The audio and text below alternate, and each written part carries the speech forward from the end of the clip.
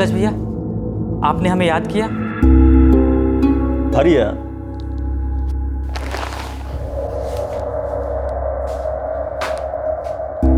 कितना रिफिल डालने को कहते थे तुमको? 500 का भैया, इतने ही तो आप दिए रहे। और साला 3 फोन में बैलेंस 0 हो गया। क्या बात कर रहे हैं भैया? वो साला मोबाइल दुकान वाला जरूर कोई मिस्टेक किया होगा। लीजिए, पकड़िए और ठीक से भर के लाइएगा। बस भैया, हम यूं गए और यूं लौटे।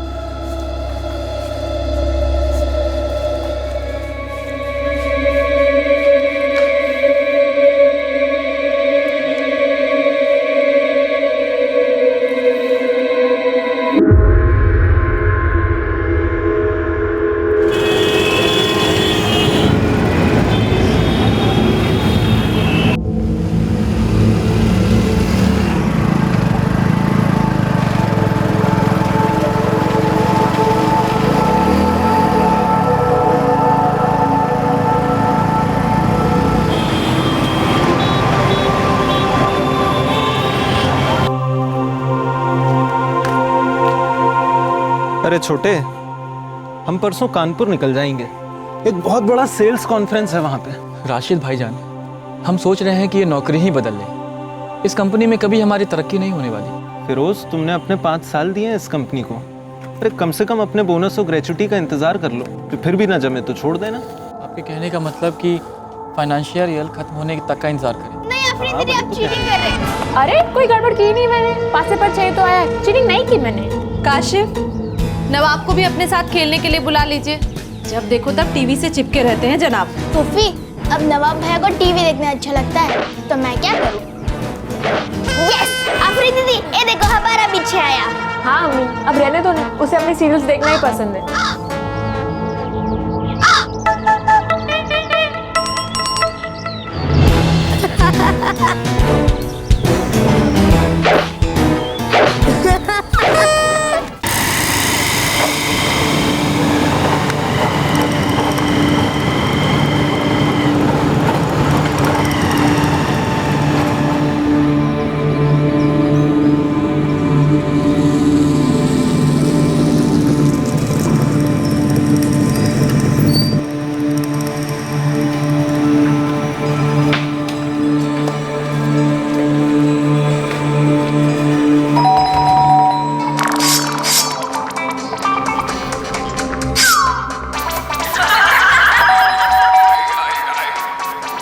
नवाब, देखो दरवाजे पर कौन है।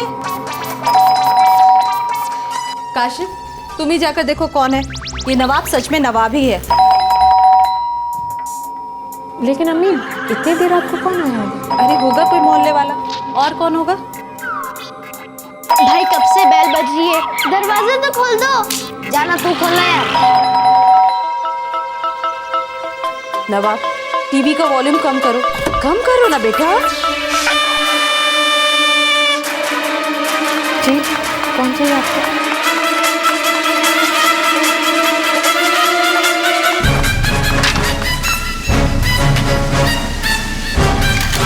कौन है आप लोग? हाँ, क्या है ये सब? नवाब! बचाओ! बचाओ! बचाओ!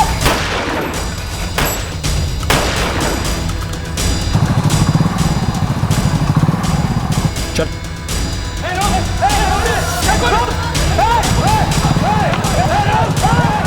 आगे बढ़े तो थोड़ा दबा देंगे।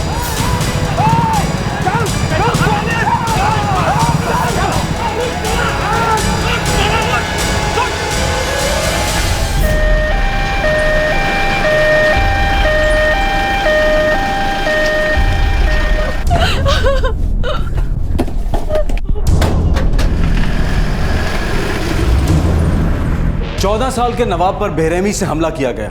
उसके घर में घुसकर हमलावरों ने उस पर गोलियां दागी। अफसोस, वो बच नहीं पाया।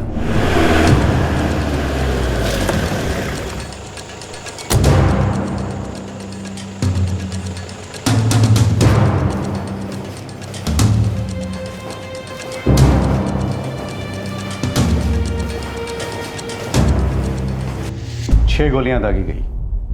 जब तक यहां लाया गया तब तक उसकी मौत हो चुकी थी। वैसे अभी इसका डिटेल पोस्टमार्टम करना बाकी है।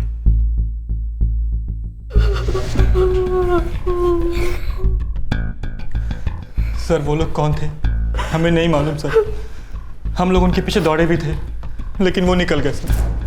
हम लोग छत पे थे सर, जब अम्मी और आफरीन की चीखें सुनाई दी, फिर गोलियां चलने की आवाज़ें आई सर। हम लोग भागते हुए नीचे आए तो देखा 2 लोग हैं, उनमें से एक नवाब पे गोलियां चला रहा था सर।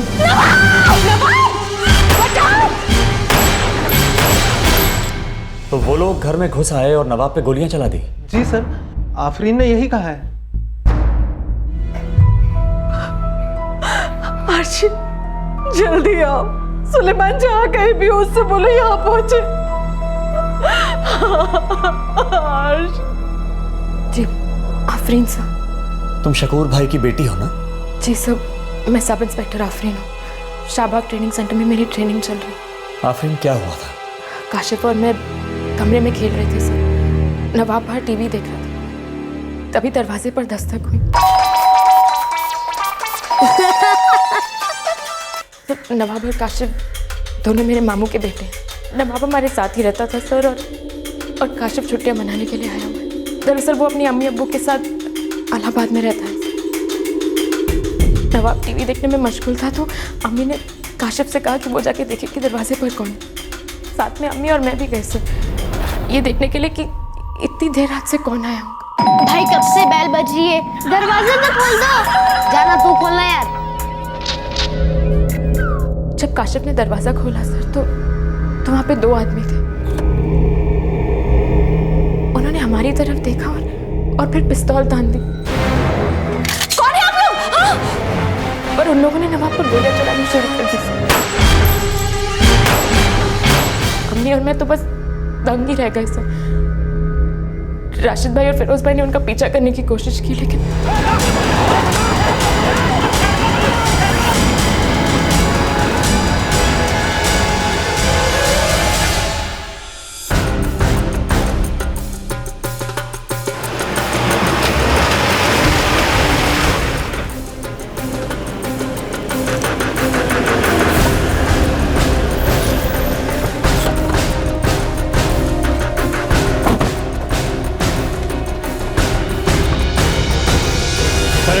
साइड हटिए प्लीज। हटिए।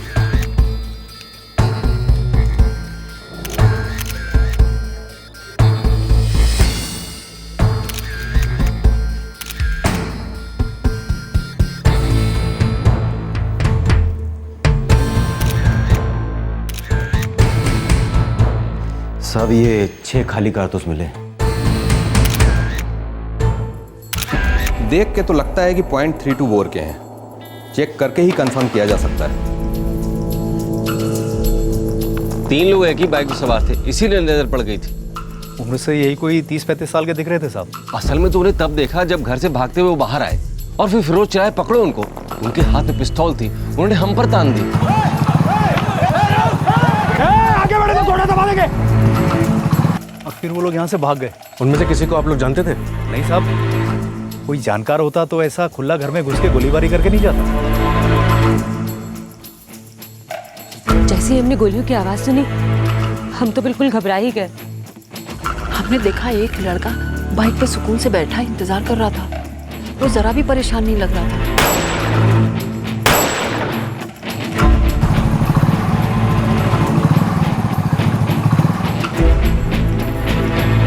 सर नवाब पे बेरहमी के साथ ऐसे खुलेआम गोलियां बरसाती हैं।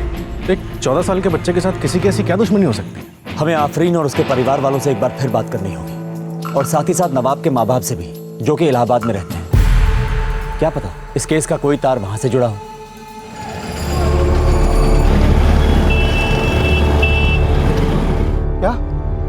क्या बोल रही हो तुम?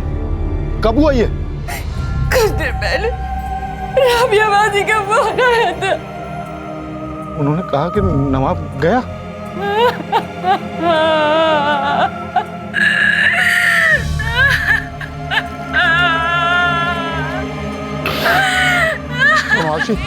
हम सीधे घर आ रहे हैं और फौरन लखनऊ चल रहे हैं हम लोग।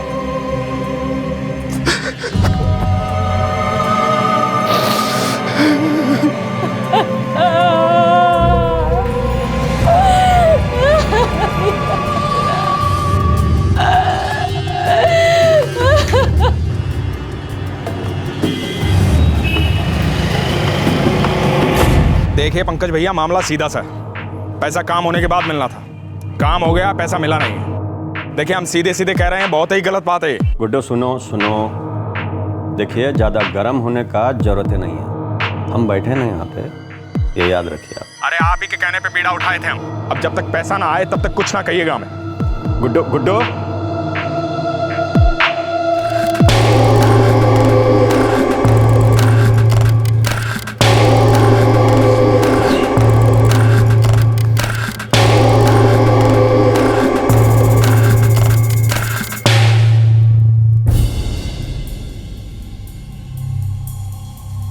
नवाब आप लोगों के साथ कब से रह रहा था? 5-6 सालों से यहाँ लखनऊ में ही पढ़ रहा था। यकीन नहीं होता कि एक 14 साल के बच्चे की किसी से ऐसी क्या दुश्मनी हो सकती है कि उसे इतनी बेरहमी से मार डाला जाए। जो खाली कारतूस मिले हैं वो प्रोफेशनल पिस्टल के हैं और हमें पक्का शक है कि हमलावर भाड़े के थे, छोटे मोटे अपराधी नहीं थे। जो भी थे पेशेवर थे। हमले में .32 बोर की बुलेट वाली 9mm पिस्टल का इस्तेमाल हुआ है। किसी प्रोफेशनल का हाथ लगता है। उन्होंने 6 गोलियां दागी, वो भी एकदम पास से। देखिए उनका इरादा एकदम साफ था। वो आए, अपना काम किया और निकल गए। लेकिन सोचने वाली बात यह है कि उन्होंने सिर्फ नवाब पर गोलियां चलाई और किसी पे नहीं। क्लोज रेंज से 6 गोलियां, लड़के को बचने या कुछ करने का मौका भी नहीं मिला होगा। और उन्होंने सिर्फ इसी पे गोलियां चलाई। कोई तो ऐसी बात है जो हम नहीं जानते। कुछ बताना चाहेंगे जो हमारे लिए जरूरी हो? सर मैं और मेरा भाई फिरोज दोनों अलग अलग सॉफ्टवेयर कंपनीज में काम करते हैं। हम ऑर्डिनरी एम्प्लॉइज हैं सर, हमारी किसी से कोई दुश्मनी नहीं है। और इतनी बड़ी तो हो ही नहीं सकती कि कोई हमारे कजन से उसका बदला निकाले, एक 14 साल के बच्चे से। नहीं सर। आफरीन, आपको क्या लगता है, कोई अंदाजा? नहीं सर, मैं तो बस ये सोच रही हूँ कि उन लोगों ने नवाब पर हमला किया। वहाँ पर अम्मी, काशिफ, मैं सब थे, लेकिन उन लोगों ने सिर्फ नवाब पे। खुद समझ में नहीं आ रहा। हमेशा सुलेमान भाई को समझाती रही कि एक ना एक दिन इस सब का असर घर वालों पर पड़ेगा, लेकिन हमेशा से डर था मेरे अंदर। कैसा डर? सुलेमान का इस सबसे क्या ताल्लुक? भाई है ना वो आपका? जी साहब, सुलेमान मेरा छोटा भाई है, लेकिन जुर्म और अपराध से ताल्लुक रखने वालों के साथ उसका उठना बैठना था। मैं, उसकी बीबी आरशी और मेरे शौहर शकूर मियाँ, जब वो जिंदा थे हम लोग उसे बहुत समझाते थे साहब कि छोड़ दे ये सब, पास आ जाए इन सब चीजों से। लेकिन वो सुलेमान, 2 बच्चे हैं आपके, आपको उनकी हिफाजत के बारे में सोचना चाहिए। सुलेमान, छोड़ दो ये सब कुछ। कहीं ऐसा ना हो कि तुम्हारी हरकतें तुम्हारे अपनों को डस लें। देखो हम पुलिस में हैं, लेकिन आज तक हमारी वर्दी पे हमने दाग लगने नहीं दिया। हम कहते छोड़ दो ये सब कुछ। सोचते हैं भाईजान, इस बारे में सोचते हैं कुछ। सोचना नहीं है सुलेमान, छोड़ना है तो बस छोड़ना है। राबिया आपा, इतना आसान नहीं कि कहा और हो गया बस। जरा नवाब और काशिफ के बारे में तो सोचिए। भाईजान आप तो जानते ही हैं कि एक बार आदमी इस दलदल में घुस जाता है तो निकलना इतना आसान नहीं होता है। लेकिन सुलेमान, कोशिश तो करके देखो। एक काम करिए भाईजान, नवाब को और काशिफ को आप यहाँ लखनऊ में अपने साथ रख लीजिए। आप तो जानते हैं कि हमारे साथ रहना उनके लिए खतरे से खाली नहीं होगा। और आरशी चाहे तो वो भी आप लोगों के साथ लखनऊ में रह सकती है यहाँ पे।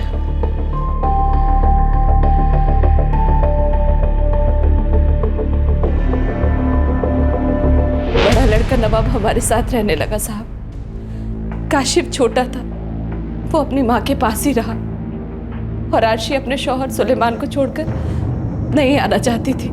तो आपको लगता है कि इस सब का ताल्लुक सुलेमान के बैकग्राउंड से है? कोई है जो सुलेमान की दुश्मनी उसके बेटे को मार के निकाल रहा है?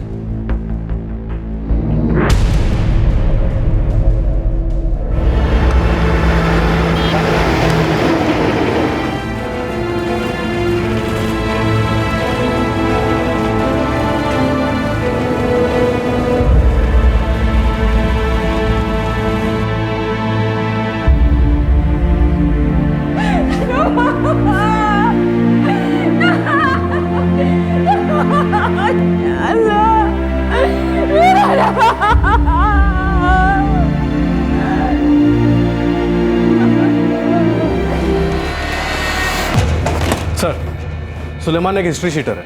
इलाहाबाद में उसके खिलाफ बहुत सारे छोटे मोटे जुर्म दर्ज हैं।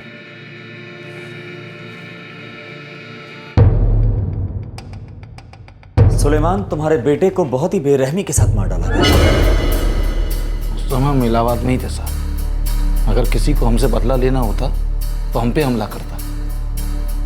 भाई साहब, इसका हमसे कोई लेना देना नहीं। इतने यकीन के साथ कैसे कह सकते हो? हमारी किसी से कोई ऐसी दुश्मनी थी नहीं साहब जिसका बदला वो हमारे बेटे को मार के निकालता। और फिर लखनऊ में हमारा थोड़ा नेटवर्क है।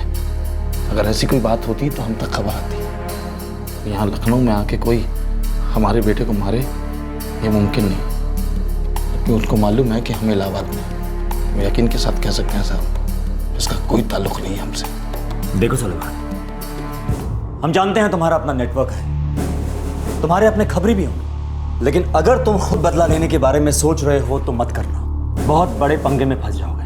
आगाह कर रहे हैं तुम्हें। हो सकता है साहब कि हम बाद में बदला लेने की सोचें, लेकिन मालूम तो पड़े कि किसने किया ये। एक बार फिर कह रहा हूं साहब, हमसे इसका कोई लेना देना नहीं है। तो फिर कौन एक 14 साल के लड़के को मार डालना चाहेगा? उसके अब्बा सुलेमान का बैकग्राउंड बेदाग नहीं था, पर उन्होंने साफ साफ कहा था कि इस वाकये का उनकी हरकतों से कोई ताल्लुक नहीं है। तो क्या यह नवाब का अपना ही कोई मसला था जिसका यह अंजाम हुआ था?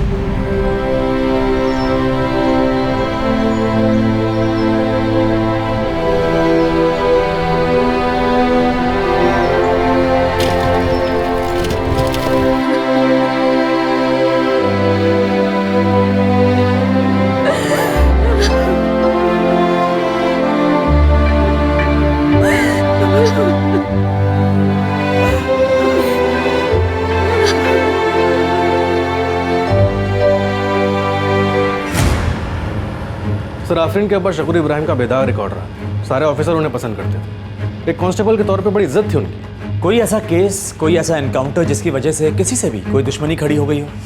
ईमानदार और शरीफ पुलिस वाला था सर। दुश्मनों की कोई कमी तो रही नहीं होगी, लेकिन उन्हें गुजरे 4 साल हो गए। 2009 में ही वो चले गए। कोई दुश्मनी हो भी तो इतने सालों बाद उनके छोटे से भतीजे के साथ निकाली जाए, मुश्किल ही लगता है सर।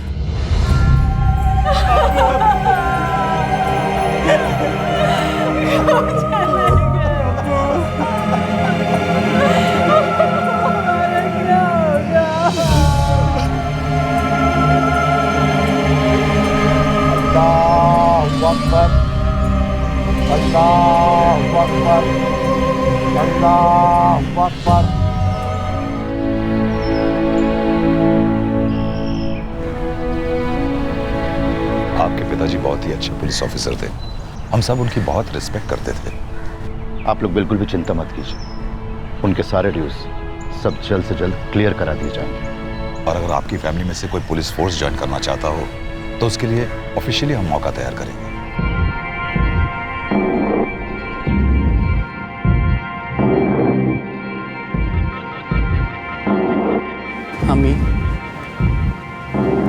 हम ही राशिद भाई और हम तो अपने जॉब में सेटल हैं। हम पुलिस में नहीं जाना चाहते। लेकिन अगर आफरीन पुलिस फोर्स ज्वाइन करना चाहे तो वो कर सकती है।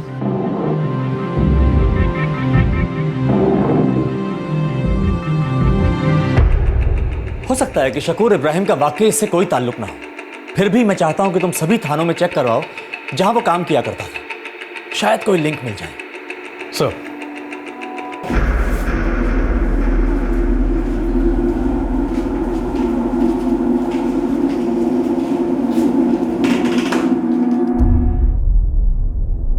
आफरीन, तुम्हें लगता है कि जो कुछ भी हुआ उसका तुम्हारे घर के किसी भी आदमी से कोई संबंध नहीं है? मालूम नहीं सर, मेरे लिए तो ये सोचना भी नामुमकिन है कि एक 14 साल के छोटे से बच्चे पर कोई इस तरह से हमला कर सकता है। एक 14 साल के लड़के पर बड़ी बेरहमी से उसके घर में गोलियां दागी गई थी, लेकिन इस मर्डर केस का कोई क्लू हाथ नहीं लग रहा था। कोई जरा सा सिरा भी तफ्तीश की पकड़ में नहीं आ रहा था जो कातिल की ओर इशारा करता। और फिर राबिया ने एक चौंकाने वाला खुलासा किया।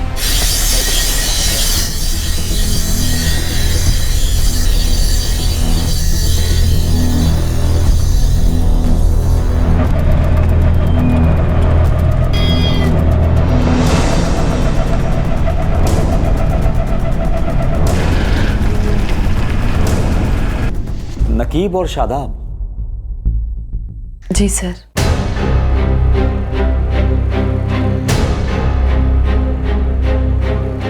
कौन है ये दोनों? और आपको क्यों लगता है कि ये दोनों नवाब के मर्डर के पीछे हो सकते हैं? मालूम नहीं साहब जी, लेकिन शादाब ने कई दफे नवाब को धमकी दी थी। धमकी? पर क्यों? किस बात पे?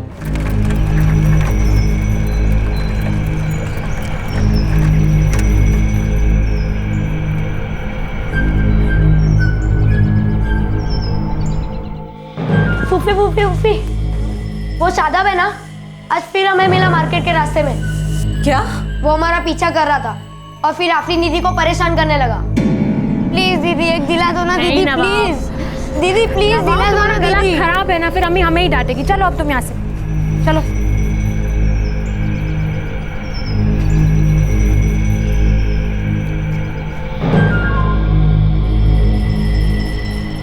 ए क्या है बे? मैं आपकी दीदी से बात करनी है। शादाब, हम पहले कह चुके हैं ना कि हमें तुमसे कोई बात नहीं करनी। एक बार में बात समझ नहीं आती तुम्हें? चलो ना। आफरीन, शादाब हाथ छोड़ हमारा। शादाब हाथ छोड़ दीदी का। एक बार हमारी बात सुन लो आफरीन। शादाब हाथ छोड़ दीदी का। छोड़ो मुझे। शादाब आगे से दीदी को हाथ मत लगाना, समझा क्या? नवाब तुम चलो यहाँ से।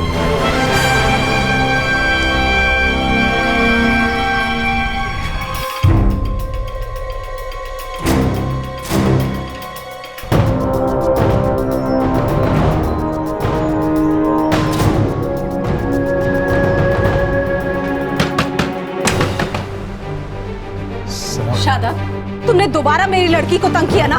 नहीं आंटी, मैं तो उससे बस। क्या बस? हाँ, अगर दोबारा ऐसा किया ना तो अंजाम ठीक नहीं होगा, समझ लो तुम।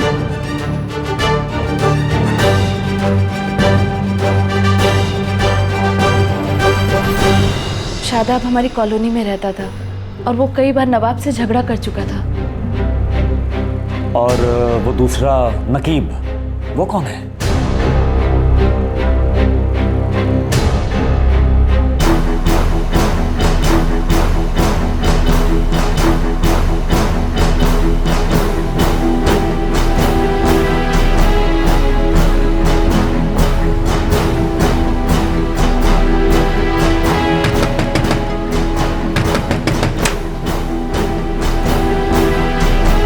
बेटी क्या है?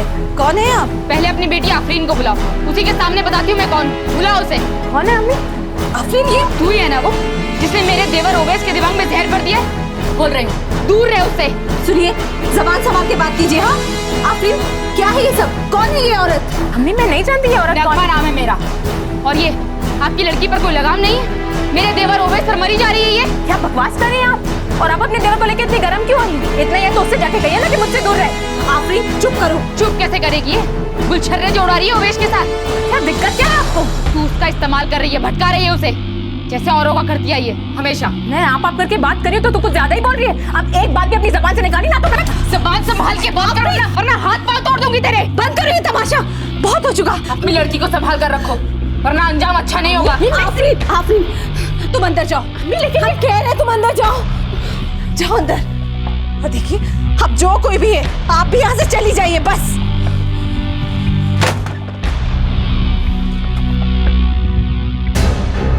ये नगमा कौन है? नकीब की बहन है नगमा। नकीब वही जिसका आपने शादाब के अलावा नाम लिया, पर आपको लगता है कि वो भी नवाब का कत्ल करवा सकता है? जी। राबिया जी, आपको लगता है कि नकीब नवाब का कत्ल करवा सकता है, जो कि आफरीन का कजन था, क्योंकि आफरीन का नगमा के देवर के साथ अफेयर था? देखिए राबिया जी, हमें लगता है कि आप कुछ ना कुछ तो छुपा रही हैं। बताइए भला नकीब ऐसा क्यों करेगा? नवंबर 2010 में वो नगमा। क्या हुआ था नगमा के साथ? आपको कब पता चला है?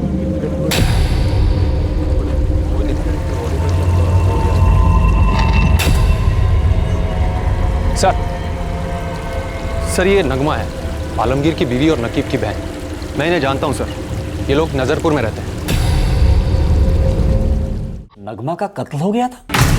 जी, और नगमा के भाई नकीब ने मेरी बेटी आफरीन और नगमा के देवर ओवैस पर कत्ल का इल्जाम लगाया था।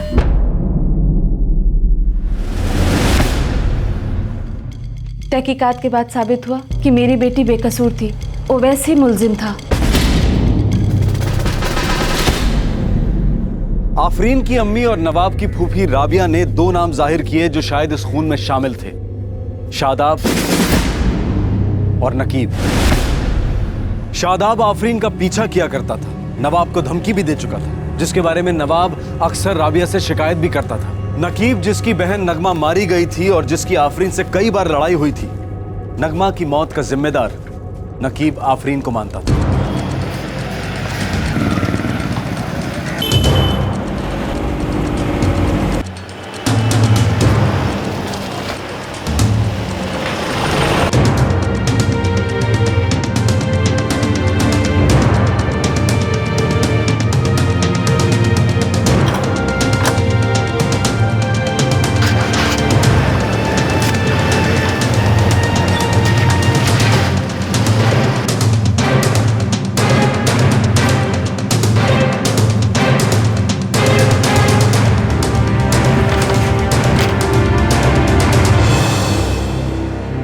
हाँ साहब, नकीब और शादाब दोनों शहर से बाहर हैं। अभी इतना ही पता है।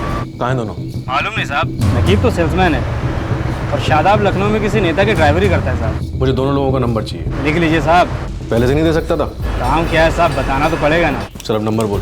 ठीक है साहब, लिखो 444578765 और दूसरा लिखो साहब 444909878। चल ठीक।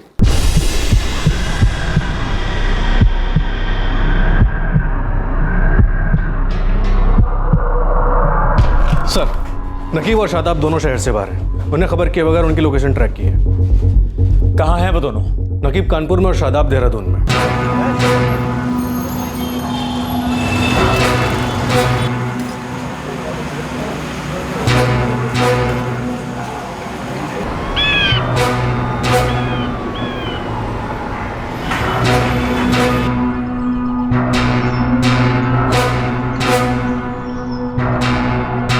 नहीं मनोज, अभी उन्हें भनक भी मत लगने देना।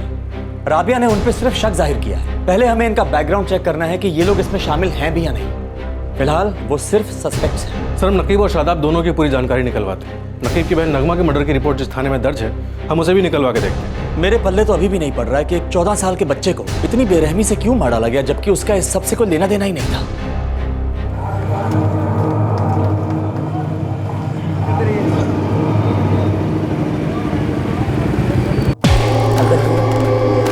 खाना लाए, एकदम गर्मा गर्म है। क्या लाए हो? Chicken lollipop. अरे ओ शंकर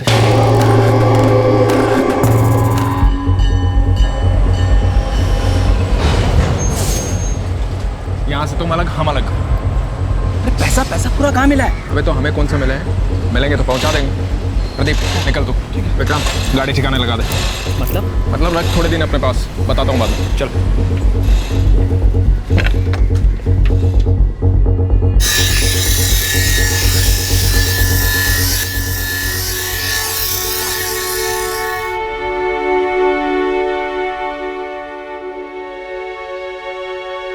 काशिफ, कुछ तो खा ले। दीदी मुझे दवा पाई की बहुत याद आती है दीदी।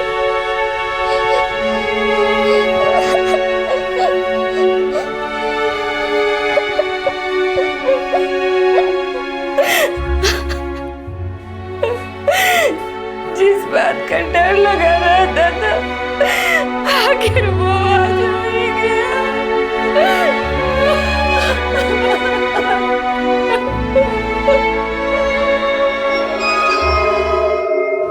नवाब से किसी को ऐसी क्या दुश्मनी हो सकती है?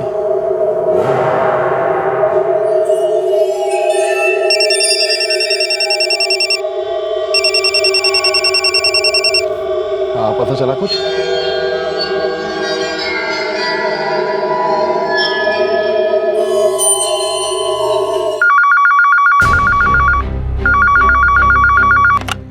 हाँ, हमने सुन रखा है इस केस के बारे में। ठाकुर, चौहान साहब नगमा मर्डर केस के बारे में इन्वेस्टिगेटिंग ऑफिसर से बात करना चाहते हैं। राजीव साहब थे उस केस के आईओ। आजकल राजीव साहब हेडक्वार्टर में पोस्टेड है। Okay, thank you.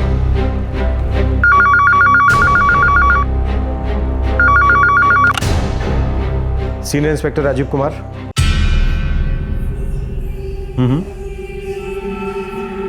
Ji sir, Chauhan साहब इस केस के बारे में कुछ जानकारी चाहते थे, आपसे मिलना भी था उन्हें। त्यागी, इस केस के आपके प्राइम सस्पेक्ट नकीब और शादाब है ना? जी सर, अभी तक की जांच में तो यही सामने आया है। वैसे तो ये मेरा केस नहीं है, फिर भी एक इंपॉर्टेंट लीड दे सकता हूँ। शायद वो आपकी जांच को सही डायरेक्शन में ले जाए। क्या है वो लीड सर? जय हिंद सर। नगमा मर्डर केस की जांच से कुछ हासिल नहीं होने वाला। मुजरिम आपके आइन सामने है। कौन है मुजरिम? शादाब। राजीव जी, आप इतने दावे के साथ कैसे कह सकते हैं? कोई सॉलिड लीड है आपके पास? चौहान साहब सन 2004 में फोर्स ज्वाइन की थी। 9 साल का तजुर्बा है, बड़े बड़े केसों पर काम किया। अब तो वो कहते हैं ना, लिफाफा देखकर खत का मजमून भाप लेते हैं। हम भी आपके तजुर्बे की तारीफ करते हैं राजीव जी, लेकिन आप ही बताइए, बिना सबूत के हम उसे इस कत्ल से जोड़ें भी तो कैसे जोड़ें? उठा लो, 2-4 डंडे लगाओ, 1 मिनट में सच की उल्टी कर देगा। आप ठीक कह रहे हैं, लेकिन फिर भी नगमा मर्डर केस के बारे में हम ठीक से जानना चाहेंगे। चौहान साहब, आपको हम पर यकीन नहीं है क्या? हम भी आप ही की तरह पुलिस वाले हैं। जब तक माजरा ठीक से समझ में ना आ जाए, चैन ही नहीं आता। हमने इस पॉइंट तक तहकीकात की थी। नगमा को आफरीन से खुंदक थी। नकीब ने इसे वजह माना और आफरीन पर इल्जाम लगा दिया।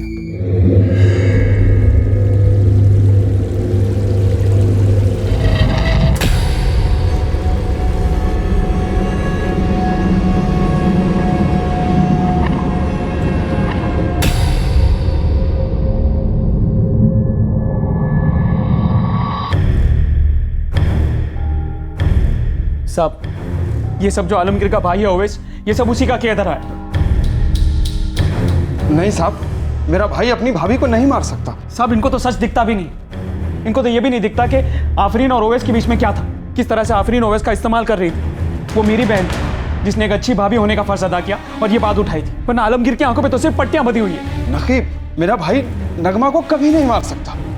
भले नगमा को ओवैस के प्यार से तकलीफ हो, लेकिन इसका मतलब ये नहीं है कि ओवैस नगमा को मार देगा। बिल्कुल नहीं।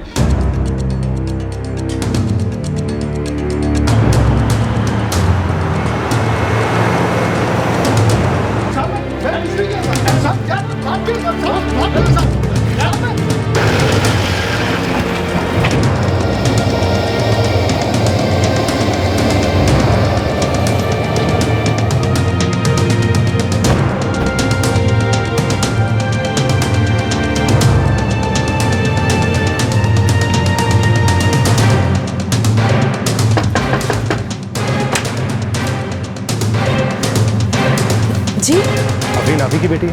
जी हाँ। और माफ करना अगर मैं गलत नहीं हूँ, ये शकूर भाई का ही घर है ना? जी हाँ, उन्हीं का घर है। लेकिन बात क्या है? आफरीन कहाँ इस वक्त? वो तो शाहबाग में है, पुलिस ट्रेनिंग में।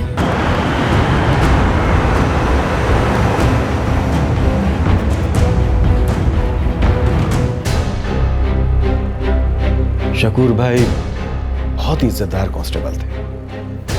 वो ओहदे में भले ही हमसे कम थे, लेकिन तजुर्बे में हम सब के बाद।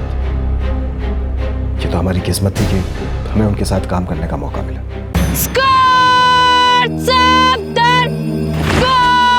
सामने से एड़ी मार्च, तेज चल।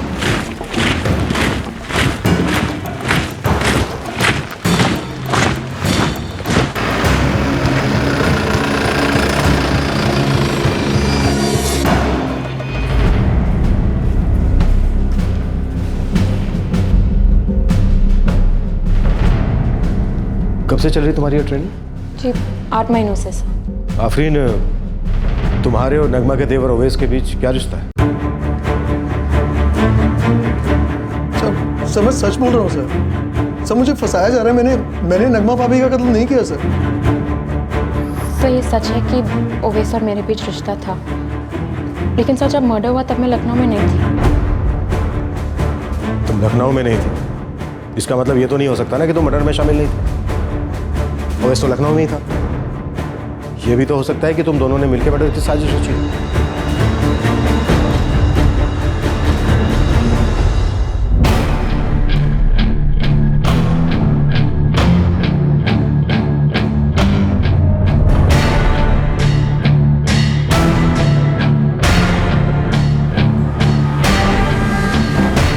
मैं 7वीं में पढ़ता हूँ सर। गुड। और तुम्हारा छोटा भाई काशिफ? वो दूसरी में सर, और वो अम्मी के साथ इलाहाबाद में रहता है। नवाब, तुम जाकर बाहर खेलो।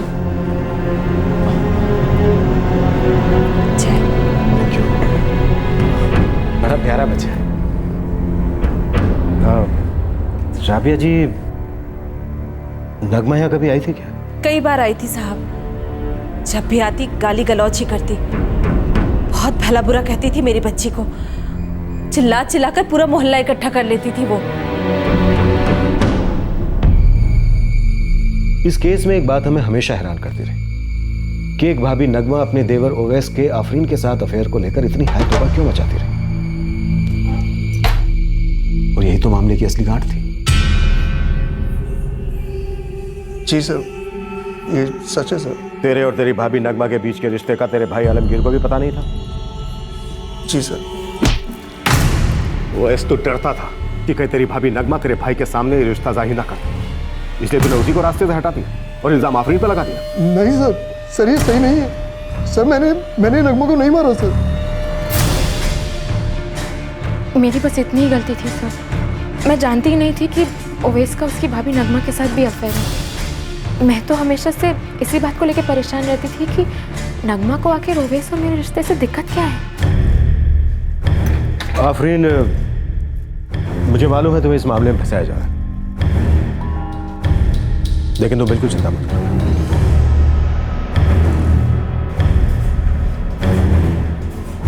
सर ये गलत है सर, आप लोग ठीक से जांच ही नहीं कर रहे। सर मैं पक्का बोल रहा हूँ कि आफरीन ही मेरी बहन के मर्डर में शामिल है। देखो नकीब, मैं तुम्हारे दर्द को अच्छी तरह से समझ सकता हूँ। आफरीन का इस मर्डर से कोई लेना देना नहीं, ओवैस ही है जो इस मर्डर में शामिल। साहब मेरी बहन को ऐसी वैसी औरत नहीं थी, वो झूठ बोल रहा है। सब नगमा कभी भी अपने शौहर को धोखा नहीं दे सकती। नकीब, कड़वा है पर सच यही है।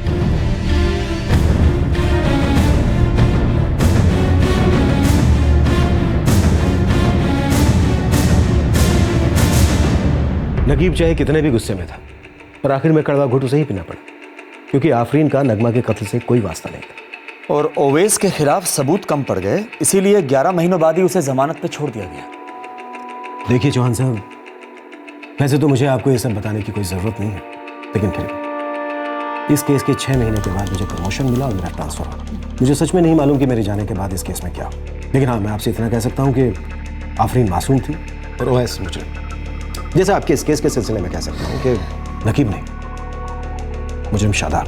राजीव जी, आप इतने यकीन के साथ कैसे कह सकते हैं? चौहान साहब, मेरे दिल में शकूर भाई के लिए हमेशा ही बहुत इज्जत रही।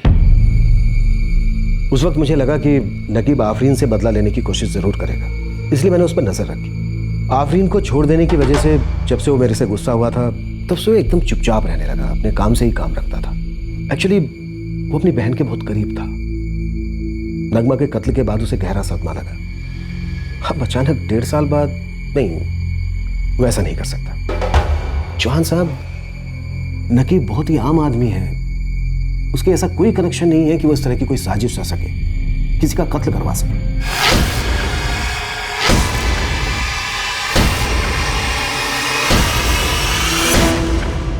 बहुत बहुत शुक्रिया राजीव जी। My pleasure. चौहान साहब, इस केस के सिलसिले में आपको कोई भी जरूरत पड़े, बेझिझक कांटेक्ट करना। जरूर। Thank you. मनोज, ये राजीव जी शकूर भाई के बहुत करीबी थे। सर, कहीं ऐसा तो नहीं कि इसी वजह से आफरीन को शक के दायरे में नहीं लाया गया? तुम एक काम करो, नकीब का सारा कच्चा चिट्ठा बाहर निकालो। एक बार नकीब के सारे नकाब हट जाएं, उसके बाद हम शादाब पे हाथ डालेंगे। सर,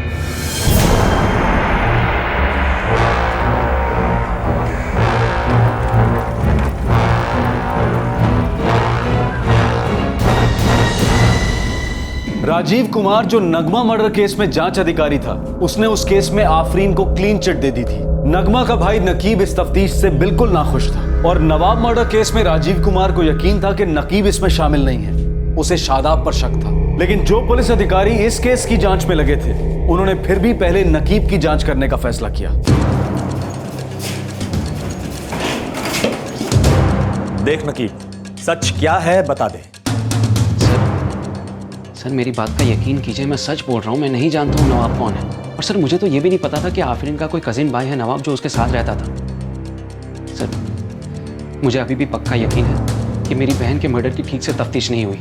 सर मेरा इस नवाब के मर्डर केस से कुछ लेना देना नहीं है। हाँ ये बात सच है कि मैं आफरीन से गुस्सा था, ओवैस से नाराज़ था, लेकिन सर मैं किसी ऐसे को कैसे मार सकता हूँ जिसको मैं जानता तक नहीं, और वो भी एक 14 साल का बच्चा। सर मेरा यकीन कीजिए, मेरा इस सबसे कुछ लेना देना नहीं है।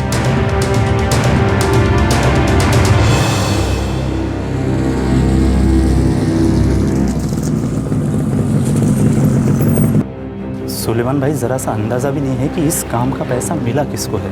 तो क्या किसी ने खुद ब खुद कर लिया होगा? पता नहीं भाई, इस मर्डर के बारे में किसी को कुछ पता ही नहीं है।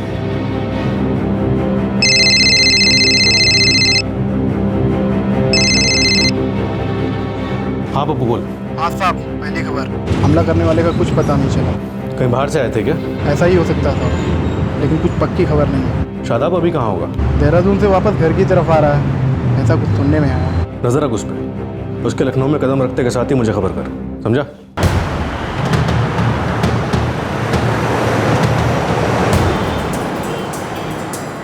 तुम्हें इसके बारे में किसने बताया? पता चल ही जाता साहब। एक बात याद रखना, तुम सिर्फ मेरे ड्राइवर हो, और हाँ इस मामले में मेरा नाम कभी मत घसीटना, समझे?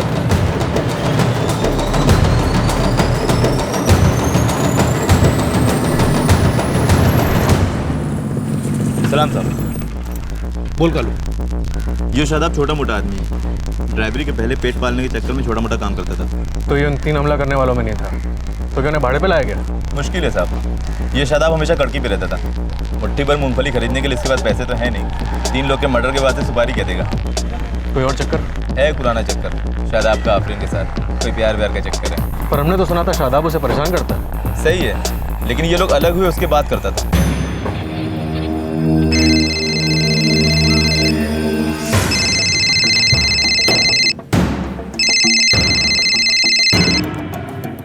हेलो जी सर। जी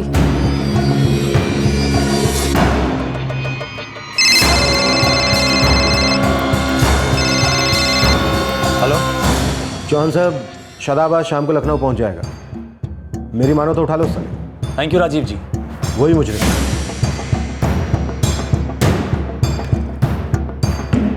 मैं कमिंग सर। आओ आफरीन।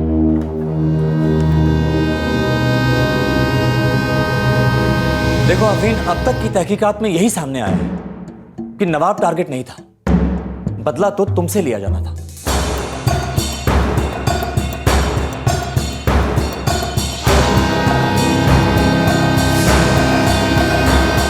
कौन है आप लोग?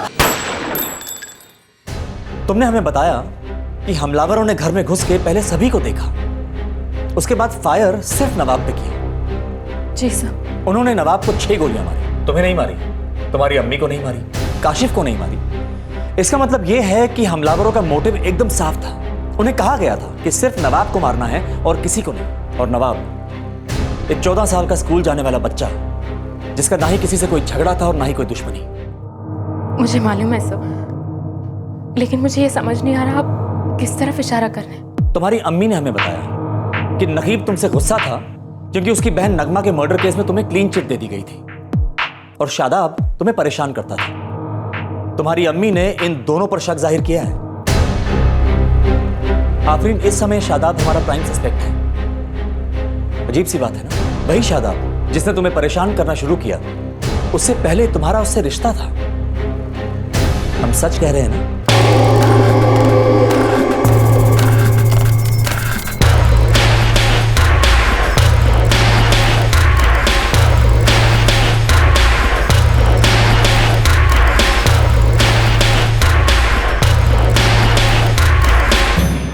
ये सच है कि मेरा पहले शादाब से रिश्ता था।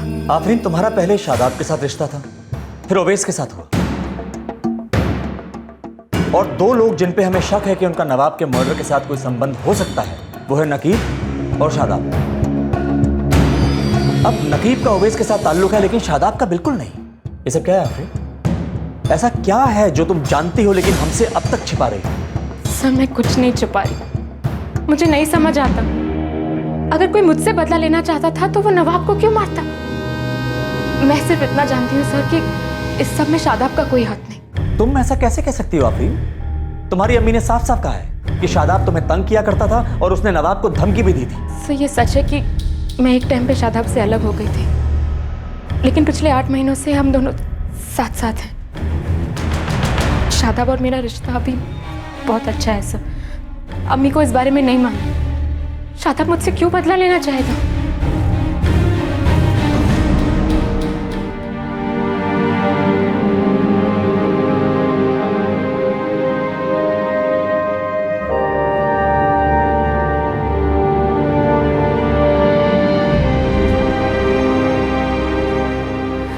फिरोज, क्या हुआ? कहाँ है वो? बस आ रही है अम्मी, बता रही थी पुलिस वालों ने बुलाया था। 14 साल के नवाब का बेरहमी से कत्ल हो गया और उसकी फूफी ने 2 लोगों पर शक जाहिर किया, नकीब और शादाब। राजीव कुमार ने नकीब को क्लीन चिट दे दी और बहुत ही यकीन के साथ कहा कि शादाब ही असली मुजरिम है। और अब आफरीन के बयान ने सारी की सारी तहकीकात ही उलट कर रख दी। क्या सच था इसके पीछे? आखिर ये क्या साठगांठ थी? शादाब के कॉल रिकॉर्ड एकदम ठीक है, कहीं कोई शक करने की वजह नहीं है। और आफरीन का कहना है कि वो और शादाब एक बार फिर से साथ हैं और शादाब ऐसा कर ही नहीं सकता। ये नकीब तो इस पूरे वाकये से बाहर लगता है सर। मनोज, कहीं ऐसा तो नहीं कि हमें इस मामले से जानबूझ के भटकाया जा रहा है और असल में सच्चाई कहीं और ही है?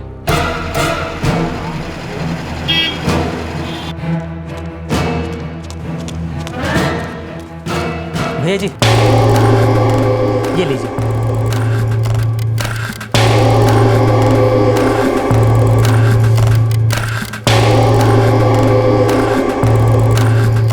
गुड्डू भैया, गाड़ी का क्या करें? यहाँ इधर पड़ी रहेगी तो लोग बात करेंगे। एक काम कर विक्रांत, गाड़ी जावद के गैरेज के पीछे खड़ी कर दे। बोल थोड़े दिन में उठा लेंगे, बाकी बाद में देख लेंगे हम। ठीक है गुड्डू भैया।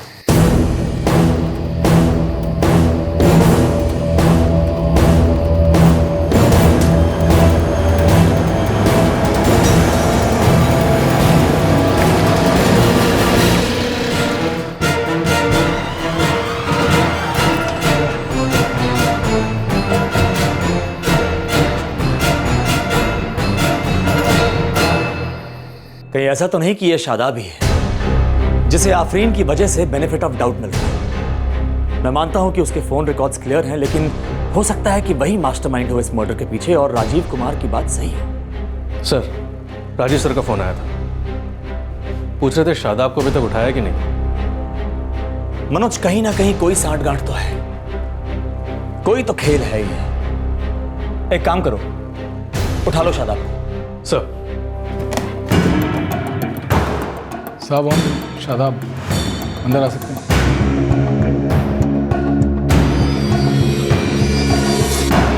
साहब, नवाब मर्डर केस में हमारा कोई लेने देना नहीं है। हमने सोचा कि अगर कुछ गलत नहीं किया तो डरना नहीं चाहिए, इसीलिए खुद चल के आए आपके पास। बहुत बड़ा एहसान किया जो तो खुद चला आया, वरना अभी तुझे ही उठाने जा रहे थे। साहब, हमें फंसाया जा रहा है साहब। अच्छा, कौन फंसा रहा है तुझे? राबिया, नकीब या फिर ओवैस? कौन? बोल। साहब, हम जानते हैं किसने किया, लेकिन अगर आपको सच बताएंगे तो आप हमारी बात का यकीन नहीं करेंगे, उल्टा मारेंगे हमें। तो तुझे क्या लगता है झूठ बोलने वालों की हम यहाँ आरती उतारते हैं? साहब, ये इंस्पेक्टर राजीव कुमार ने किया है।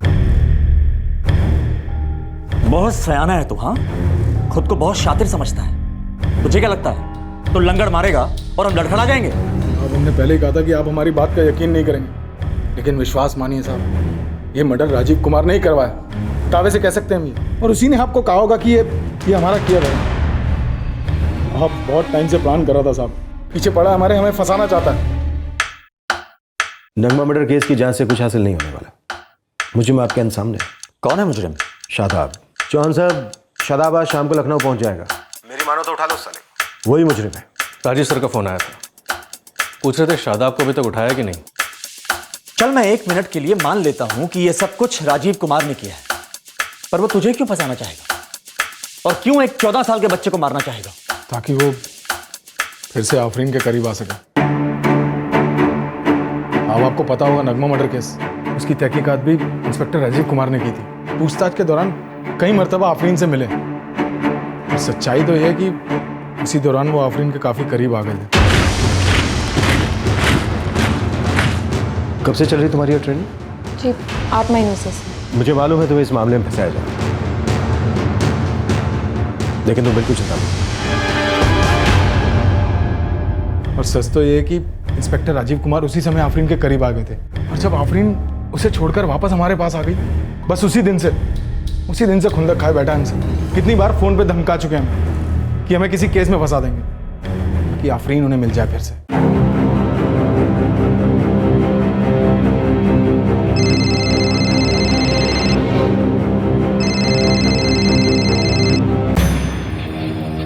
क्यों रे? आज शाम को तू आफरीन से पिकनिक स्पॉट पे मिलने वाला है। साहब, अगर तू आफरीन से दूर नहीं हुआ ना तो तुझे ऐसी पिकनिक करवाऊंगा कि तेरी जिंदगी नर्क बन जाए। साहब, आप बड़े आदमी हो साहब, और ताकतवर भी हो साहब। इसीलिए कह रहा हूँ अपनी औकात में रह। अरे कहाँ तू और कहाँ आफरीन? साहब, आफरीन आपको छोड़ चुकी है। हम समझते हैं आपकी तकलीफ, लेकिन साहब हमारे पीछे पड़ने से कोई फायदा नहीं होगा। देख शादाब, अगर तूने आफरीन से दोबारा मिलने की कोशिश की ना तो यकीन मान ऐसा खेल खेलूंगा कि तुझे और आफरीन दोनों को किसी मर्डर केस में फंसा दूंगा। आफरीन को तो मैं जैसे तैसे करके बचा लूंगा, लेकिन तेरी जिंदगी पूरी उम्र जेल में सड़ेगी। उसके बाद आफरीन तो मेरे पास आ जाएगी मेरी शुक्रगुजार। देख शादाब, मेरी सलाह मान, अगर तुझे ये परेशानी नहीं झेलनी तो तू आफरीन से दूर बस।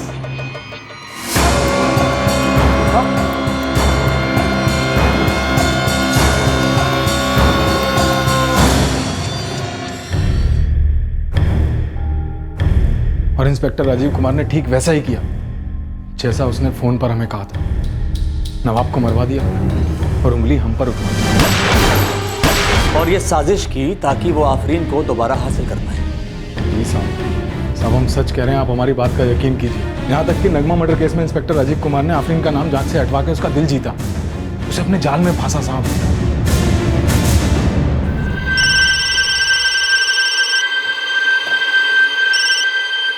हाँ बबलू बोल।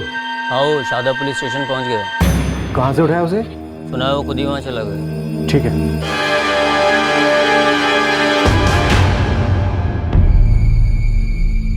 एक पल के लिए तो मुझे भी लगने लगा था कि कहीं राजीव कुमार का ही तो हाथ नहीं है इसमें। सर, अब तक जिस तरह से घटनाएं घटी हैं वो तो इसी तरफ इशारा करती हैं।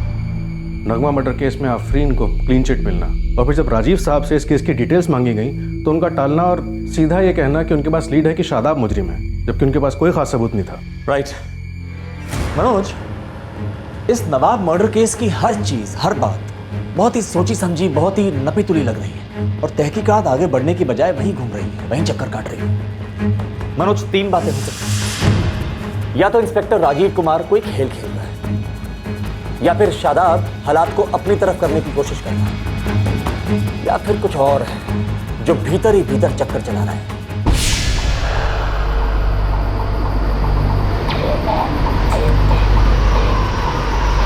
आफरीन, उन्होंने तुम्हें दोपहर में भी बुलाया था, और अब फिर?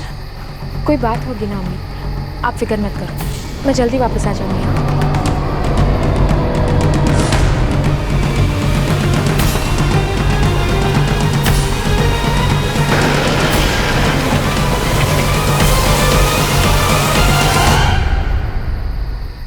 आफरीन, क्या यह सच है कि तुम्हारा इंस्पेक्टर राजीव कुमार के साथ अफेयर था?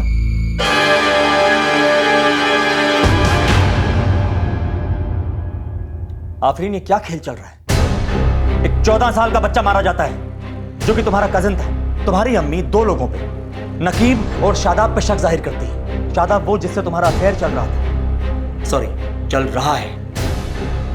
इंस्पेक्टर राजीव कुमार जिनसे भी तुम्हारा अफेयर रहा, वो बड़ा जोर दे के एक ही बात कह रहे हैं कि इस कत्ल के पीछे शादाब का हाथ है, शादाब मुजरिम है। शादाब मेरे थाने में आके एक ही बात कह रहा है कि सब कुछ इंस्पेक्टर राजीव कुमार ने तुम्हें हासिल करने के लिए करवाया, और मुजरिम कोई और नहीं, इंस्पेक्टर राजीव कुमार है। आखिर इस केस के हर मोड़ पर, हर एंगल में तुम ही हो।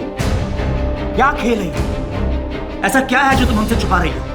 मैं नहीं जानती, मैं सच में नहीं जानती कि कौन क्या खेल खेले। ये सच है कि इंस्पेक्टर राजीव कुमार के साथ मेरा अफेयर था।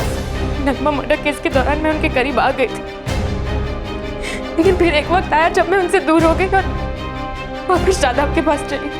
तो शादाब ने मुझे बताया भी था कि राजीव कुमार ने उसे मुझसे दूर रहने की धमकी दी, लेकिन सर मैंने ये कभी नहीं सोचा था कि राजीव इस हद तक गिर जाएंगे कि मुझे शादाब से दूर करने और वापस हासिल करने के लिए मेरे 14 साल के छोटे भाई का मर्डर।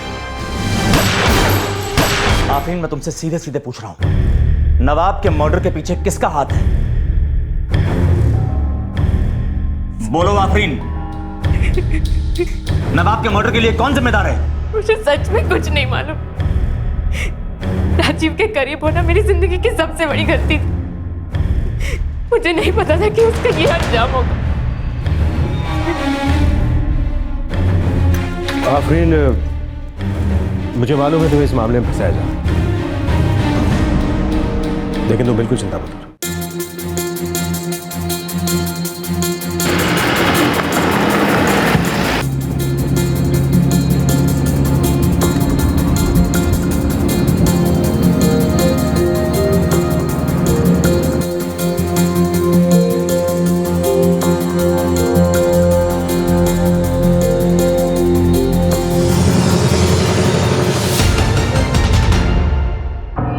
मैं उसके साथ रिश्ते में बहती चली गई, खो गई। महसूस ही नहीं हुआ कि उस रिश्ते का कोई फ्यूचर नहीं था, और जब महसूस हुआ तो बहुत देर हो चुकी।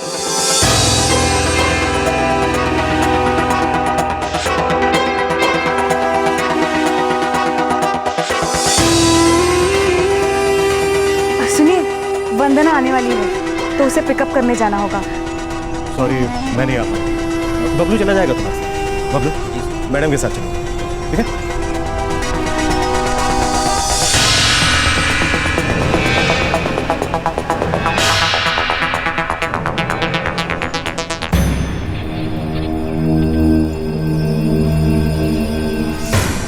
तो अब हमारे रिश्ते का क्या?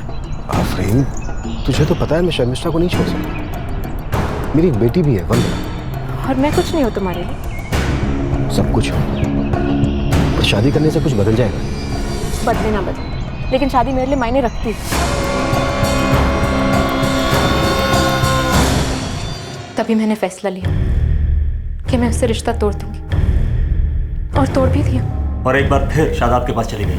मैं पूरी तरह से टूट चुकी थी सब। मुझे किसी के सहारे की जरूरत थी। शादाब मुझसे पहले भी प्यार करता था, हम दोनों एक दूसरे को समझते हैं। उसने एक बार फिर मुझे सहारा दिया। आफरीन, शादाब ने दावे के साथ कहा है कि इस मर्डर का मास्टरमाइंड राजीव कुमार ही है। मुझे नहीं पता सर। हाँ, लेकिन शादाब ने मुझसे ये जरूर कहा था कि राजीव उसे धमकी देता है। पता नहीं कैसे शादाब और मेरे बीच हुई सारी बातों की खबर राजीव को होती थी सर। तो तुम कहना क्या चाहते हो कि मैंने राजीव से इस बारे में बात की है? तो राजीव को कैसे पता चला कि हम लोग पिकनिक स्पॉट पे मिलने वाले हैं आज? आज शाम को तू आफरीन से पिकनिक स्पॉट पे मिलने वाला है। साहब, अगर तू आफरीन से दूर नहीं हुआ ना, तो तुझे ऐसी पिकनिक करवाऊंगा कि तेरी जिंदगी नर्क बन जाएगी। मुझे नहीं पता शादाब, मैं राजीव से रिश्ता तोड़ चुकी हूँ। वो रोज धमकी देता है मुझे, रोज फोन करता है, और पता नहीं उसे ये कैसे मालूम हो जाता है कि हम लोगों की क्या बातचीत चल रही है।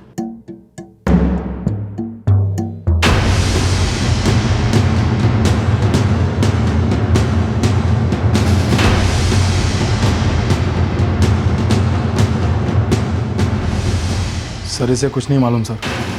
हम सच्चाई बता रहे हैं ना आपको। इस मर्डर के पीछे इंस्पेक्टर राजीव कुमार का ही हाथ है।